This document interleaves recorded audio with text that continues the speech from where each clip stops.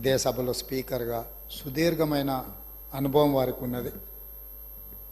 మాజీ ముఖ్యమంత్రి చంద్రశేఖరరావు గారితో కలిసి పనిచేసిన సుదీర్ఘమైన అనుభవం కూడా వారికి ఉన్నది.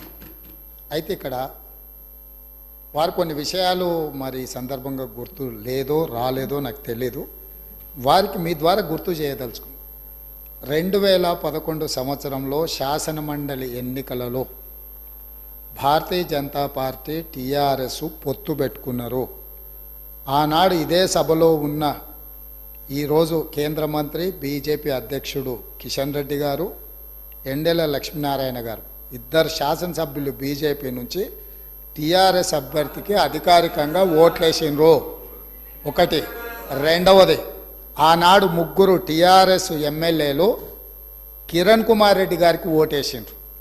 ఆ ముగ్గురు ఎవరే అంటే ఏనుగు రవీందర్ రెడ్డి గారు, కావేటి సమ్మయ్య గారు, కల్వకుంట్ల విద్యాసాగర్ రావు గారు. ఆ ముగ్గురు టీఆర్ఎస్ అభ్యర్థికి ఓటేయకుండా కిరణ్ కుమార్ రెడ్డి గారికి మద్దతు ఇచ్చినందుకు చంద్రశేఖరరావు గారు వారిని పార్టీ నుంచి బహిష్కరించడం జరిగింది. ఆ సందర్భంగా ఎమ్మెల్యేలు ఏం చెప్పిండ్రంటే, అయ్యా మీ అల్లుడు గారే మమ్మల్ని ఇక్కడ ఓటేయమని చెప్తే మేము పోయి అక్కడ ఓటేసినాము, ఓటేయమన్నా మీ అల్లుడినేమో ఇంట్లో పెట్టుకున్నావు, మమ్మల్ని పార్టీ నుంచి ఎట్లా బహిష్కరిస్తామని వాళ్ళు మాట్లాడడంతో తిరిగి 2014లో వారికి టికెట్లు ఇవ్వడం జరిగింది. నెంబర్ 1.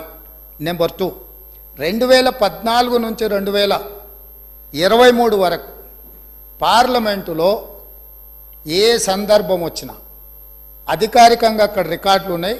కావాలంటే వారి పెద్దలు పోచారం శ్రీనివాసరెడ్డి గారు నామ నాగేశ్వరరావు గారికో లేకపోతే కేశవరావు గారికో వారు అడిగితే ఎన్ని బిల్లులు వచ్చినప్పుడు లోక్సభలో కానీ రాజ్యసభలో కానీ వారు ఎవరి పక్షాన నిలబడి ఎవరికి మద్దతు పలికినరో అక్కడ సజీవంగా సాక్ష్యాలు ఉంటాయి.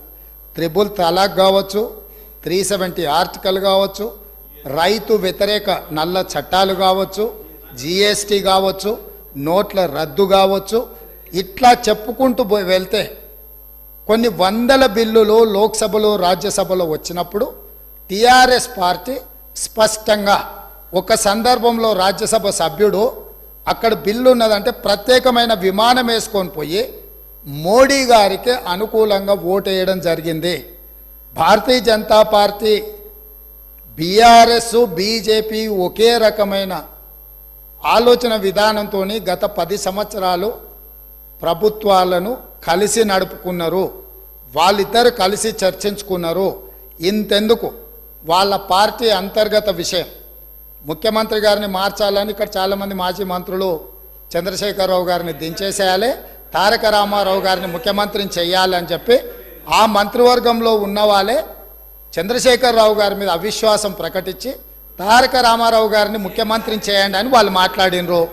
వాళ్ళందరూ ఒత్తిడి తట్టుకోలేక చంద్రశేఖరరావు గారు వెళ్ళి నరేంద్ర మోడీ ప్రధానమంత్రిని కలిసి నేను అక్కడి నుంచి మా వాళ్ళు తప్పుకోమంటుండ్రు, తప్పుకుంటా తారక రామారావు గారిని తెలంగాణ రాష్ట్రానికి ముఖ్యమంత్రిని చేస్తా, మీరు నాకు అనుమతి ఇవ్వమని అడిగినరని, నేను వారసత్వ రాజకీయాలు లేకపోతే రాచరికాలను నేను సమర్థించను, నేను వ్యతిరేకిస్తున్నా, అది ఎలా సాధ్యమో అని నేను చంద్రశేఖరరావును నిలదీసినని భారత ప్రధానమంత్రి తెలంగాణ రాష్ట్రానికి వచ్చినప్పుడు స్పష్టంగా ప్రకటన చేసిండు.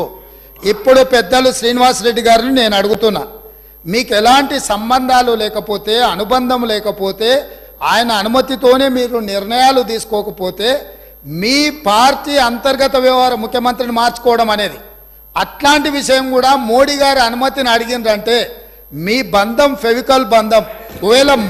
ఒకవేళ మీకు కేసీఆర్ గారు చెప్తుండ్రో లేదో వాస్తవాలు ఒక్కసారి ఇప్పుడు నేను చెప్పిన చరిత్రను మొత్తము వారు తెలుసుకోవాల్సిందిగా నేను కోరుతున్నా. మీకు కొన్ని చెప్తాడు, కొన్ని దాస్తాడు. కాబట్టి దాసినై మీకు ఒకవేళ ఎప్పుడైనా అనుమానం వస్తే మీరు ఎప్పుడైనా నన్ను అడగొచ్చు, స్వేచ్ఛగా వచ్చి కలవచ్చు. మిగతా వివరాలన్నీ కూడా నేను మీ దృష్టికి తీసుకొస్తాను.